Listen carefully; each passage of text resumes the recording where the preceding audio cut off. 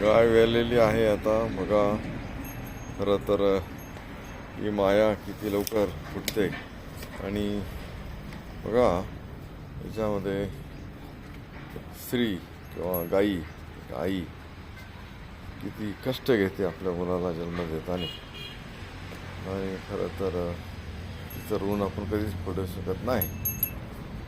मात्र आज आपण पाहतोय गेल्या 4 दिवसापासून काही लोक याचा गैरफायदा घेतात, भोंदगिरी करतात आणि त्या मायमाऊलीला फसवतात. मायमाऊली पण फसवली जाते, हे पण दुर्भाग्य आहे.